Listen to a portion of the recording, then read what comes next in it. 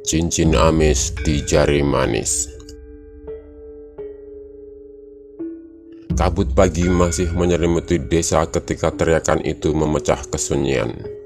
Surip dengan wajah pucat dan napas memburu berlari ke arah rumah Juwarto. Tokoh desa yang dihormati sekaligus ditakuti karena kemampuannya menyibak hal-hal gaib. Pak Juwarto, Ningsih, istri saya. Ucap Surip terengah-engah, tangannya gemetar. Juwarto, lelaki sepuh dengan sorot mata yang bisa menembus jiwa, segera mengikutinya. Di dapur warung makan Ningsih, pemandangan yang tak wajar menyambut mereka.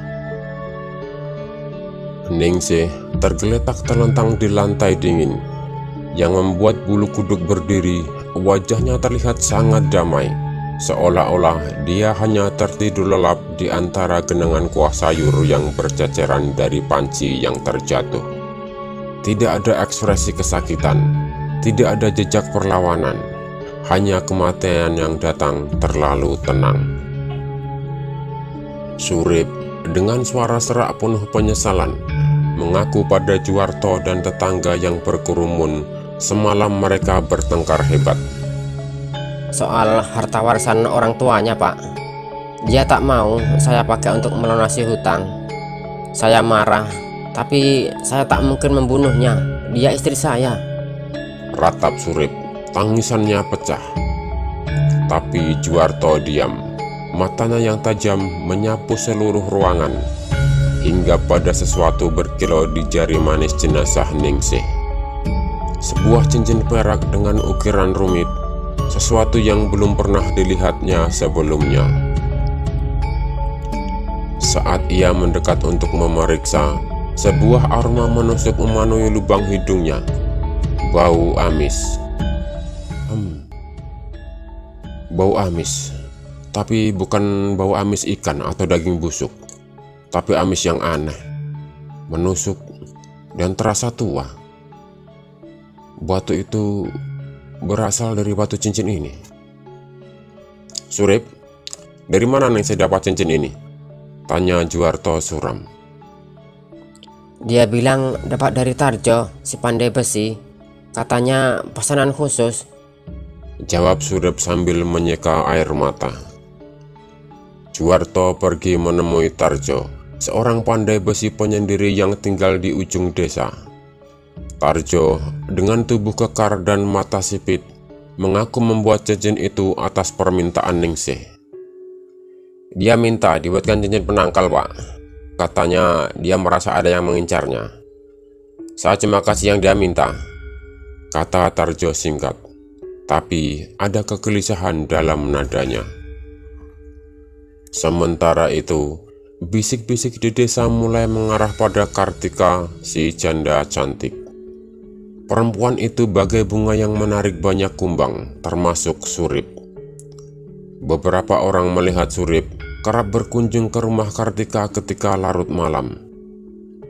Kartika sendiri selalu tampak tenang, senyumnya misterius seolah menyimpan banyak rahasia. Ketika ditanya Juwarto, dia hanya tersenyum tipis. Surip, dia hanya teman baik. Sedih sekali mendengar yang saya meninggal. Tapi kematian itu kadang dengan tanpa memenuhi undangan yang tak terduga. Bukan begitu, Pak Juwarto? Belum lagi misteri Kartika terpecahkan, muncul lagi nama perempuan bernama Semi. Semi adalah penjual jamu keliling yang dikenal genit. Seorang tetangga mengaku melihat Surip dan Semi berbisik mesra di belakang warung Ningsih beberapa hari sebelumnya. Hubungan mereka ternyata lebih dari sekedar pembeli dan penjual. Surip terjepit. Di bawah tekanan, dia mengaku akhirnya dia berselingkuh dengan Sumi. Pertengkaran dengan Ningsih bukan hanya soal uang, tapi juga karena Ningsih menduga perselingkuhannya. Tapi saya sumpah, saya tidak bunuh dia. Saya pergi dari rumah setelah berengkar. Saya tidur di kandang ayam. Juwarto dengan beban informasi ini kembali memeriksa jenazah Ningsih. Cincin itu masih di jari manisnya, mengeluarkan bau amis yang semakin menjadi. Dalam kesunyian malam, dia membawa cincin itu ke seorang sesepuh, dan hasilnya mengejutkan. Cincin itu tidak hanya terbuat dari perak, ada campuran logam yang lain yang tidak wajar. Logam yang telah diberi makan dengan sesuatu yang membuatnya mengeluarkan bau amis kematian. "Bau ini, anak muda," bisik sesepuh itu, "adalah bau ilmu hitam yang sangat tua. Ilmu untuk mengambil nyawa dengan damai tanpa jejak. Korban akan terlihat seperti meninggal natural, tapi ada syaratnya. Cincin perantaranya harus diberikan dengan sukarela oleh korbannya sendiri." Petir seketika menyambar benak Juwarto. Siapa yang membuat Ningsih dengan sukarela memakai cincin maut itu ya? Dia kemudian mengumpulkan semua pihak di depan warung Ningsih yang sepi. Surip dengan wajah penuh dosa, Kartika dengan senyum mengembang, dan Tarjo si pembuat cincin yang dipanggil paksa. Pembunuhnya bukan Surip," gumam Juwarto, matanya menatap tajam ke arah Tarjo dan Kartika.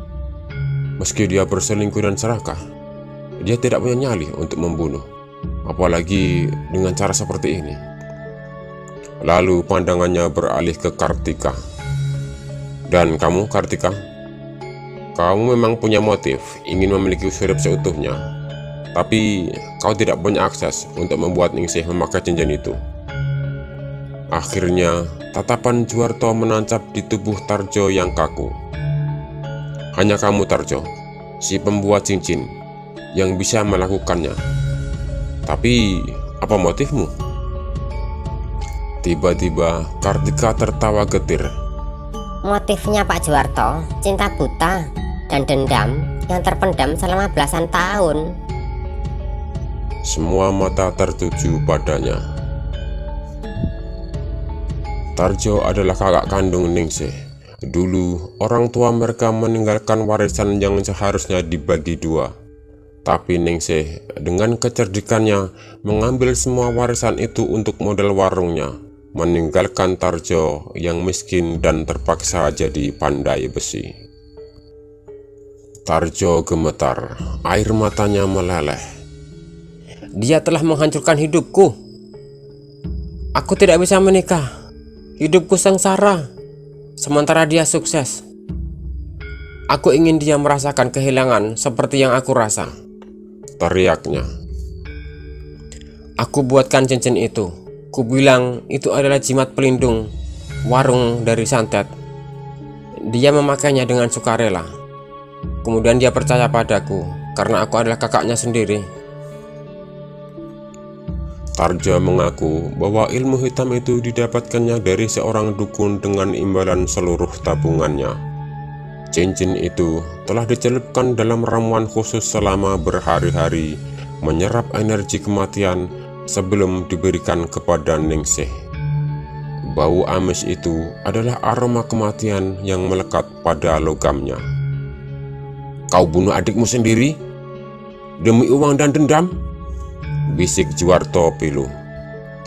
Saat semuanya terdiam dalam keheningan, sebelum siapapun bisa beraksi, Tarjo menarik celurit dari pinggangnya. Bukan untuk menyerang, tapi untuk mengakhiri hidupnya sendiri di depan warung adiknya yang telah tiada. Darah mengucur, menambah aroma amis di udara yang sudah dipenuhi dengan bau pengkhianatan dan kematian. Surip terduduk lemas, menyadari betapa hancurnya hidupnya karena keserakahan dan nafsu.